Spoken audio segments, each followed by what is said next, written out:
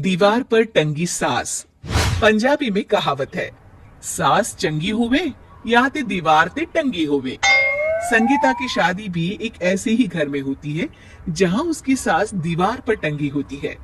ससुर और पति शादी के पहले दिन उसे सास के फोटो के सामने ले जाते हैं, जहां ससुर जी कहते हैं, बेटा बेटा संगीता, ये तुम्हारी सास थी, बहुत नेक और भली, लेकिन थोड़ी गुस्सैल थी।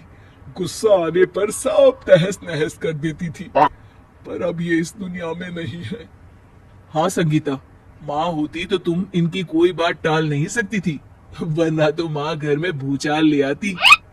संगीता मन में खुश होती है कि अच्छा है कि ऐसी औरत अब इस घर में नहीं है, लेकिन दिखावे के लिए वो जैसे ही सास की फोटो के सामने हाथ जोड़कर खड़ी होती है, ये क्या? सास उसे देखकर मुस्कुराने लगी। संगीता आंखों को मलकर एक बार फिर से देखती है, लेकिन फिर सास के चेहरे का भाव, भंगिमा यानी एक्सप्रेशन बिल्कुल बदले होते हैं। वो अपने पति और ससुर को कहती है, माँ की तस्वीर तो स्माइल कर रही है। ना ना बेटी, ये कैसे संभव है? जरूर तुम्हें कोई गलती हुई होगी, ऐसा कैसे हो सकता है? लगता है तुम शादी की सारी फॉर्मेलिटी करते करते थक गई हो, तुम्हें आराम की जरूरत है संगीता। खैर, सारे संगीता की बात को इग्नोर कर कमरे में चले जाते हैं। वैसे सास की फोटो पर एक्सप्रेशन एक के बाद एक बदलते ही रहते हैं।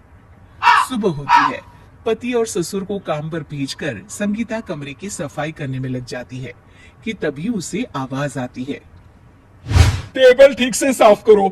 ऐसे भी कोई टेबल साफ करता है? इससे अच्छा तो ये गंदा ही था।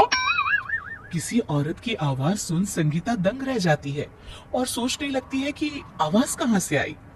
आवाज को नजरअंदाज कर वो फिर से अपना काम करना शुरू करती है, लेकिन इस बार तो आवाज बिल्कुल उसके कान के पास से आती है।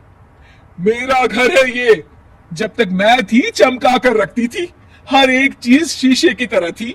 तुम्हें तो ना सफाई आती है ना कुछ पता है। क्यों तुम्हें मेरे घर की जिम्मेदारी दे दी गई है? पता नहीं तुमने मेरे बेटे को क्या दिखाई दिया। मैं होती तो एक से बढ़कर एक लड़कियों की लाइन लगा देती।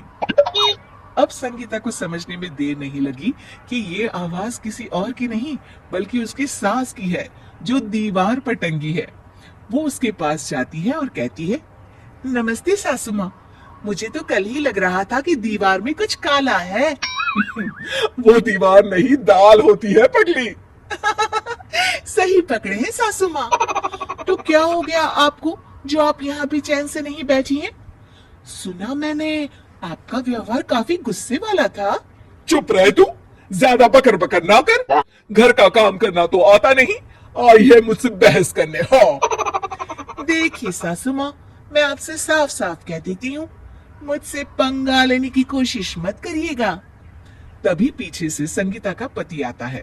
अरे संगीता, किससे बात कर रही हो? कौन है वहां? संगीता की सास की फोटो फिर से पहले जैसी हो जाती है। आपकी माँ से कह रही थी कि मुझे काम करना आता। अरे संगीता, माना सास के ताने हर बहू को अच्छे लगते हैं, लेकिन यहाँ तो माँ है ही नहीं, तुम तो फोटो से ही। तुम भी लाजवाब हो संगीता। किसी को विश्वास नहीं होता कि संगीता अपनी मरी हुई सास की फोटो से बात करती है। वहीं आए दिन संगीता की सास संगीता को किसी न किसी बात पर आते जाते ताने देती। संगीता को भी अब सास के तानों और उनसे बात करने की आदत हो गई।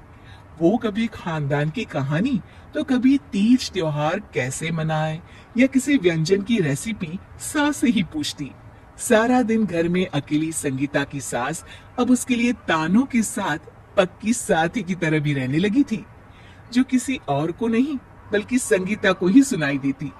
तो देखा आपने, सास बहू का रिश्ता हर रिश्ते से ऊपर होता है, फिर चाहे वो खट्टा हो या मीठा।